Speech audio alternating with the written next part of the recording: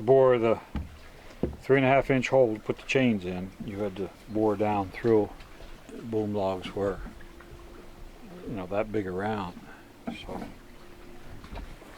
a lot of work.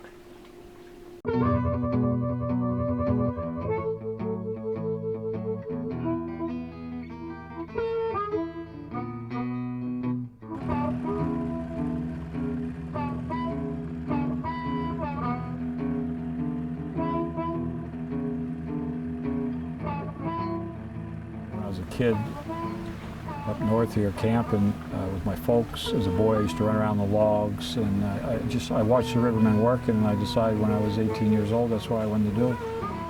So I came up and moved to Maine and did that, and here I am. To me it was exciting, running on logs out on the jams in the Whitewater and working out of boats. I liked the camaraderie of the men you worked with.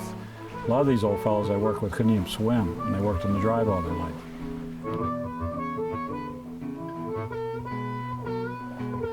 I knew it was on the National Register of Historical Places.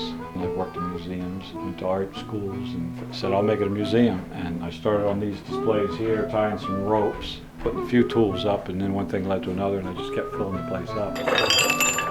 You get 2 logs. You jam this down through the hole in the first log, all the way through until this ring hits the hole, and bring this up through the hole in the second log, and then turn the toggle sideways. Grab a couple barrels of boom plugs. The ring went in through one hole in one log, came out, and it went up in the toggle, and then you drove this one of those boom plugs I showed you right in here. These are for rolling logs, and that will grab the round log. Caulk boots, spike boots, because all this history, all these tools, once the river drive stopped, they were just going on the dump. These loggers had to work from sunup till sundown. They left their families, and that meant that the wives at home had to tend to the farms. The story needs to be told because it is what shaped Maine. If it wasn't for the logging industry, that produced the need for farming, grocery stores, blacksmith shops. It created what Maine has become today. They always said if men are standing on the shore watching logs go by, everything's running good because it's not jamming up. The wood would always come down, but there'd be a certain percentage of it that would jam up on the rocks. They called them wing jams, would be on the shores. Center jams would be on a rock. And these gorges up here, they'd lower a man down the rope, the crew.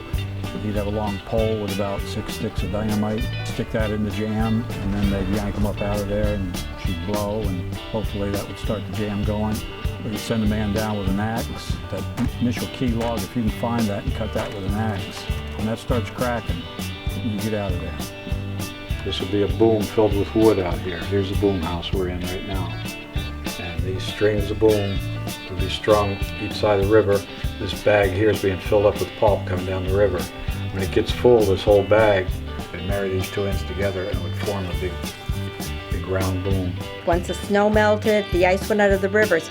Those logs were pushed into the rivers to be sent into the next watershed. Say they were in the Sebois River, the Sebois River is going to lead it into the Penobscot River. The Penobscot River is going to take it to the Bangor area. Here the wood would come in this boom it here down the west branch to Suncook Village. They boom it up here. We tow it down here to Rip Dam, sluice it through the dam, run 30 miles down the river, pick it up here at the MG's boom out, down through here to North Twin, and then right in behind the mills.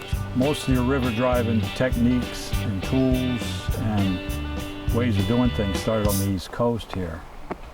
When America was being settled. And you're talking 1820s in Maine here.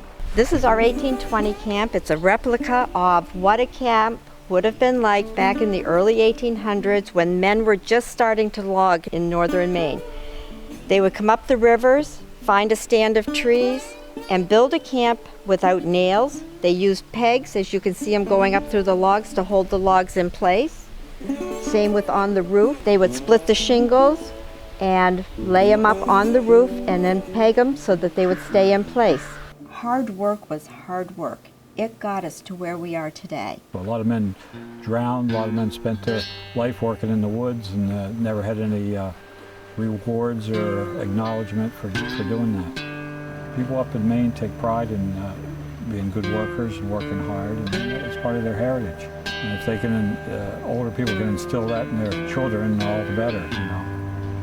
That's what made this nation great. And that's what made northern Maine a lumber capital of the world at one time.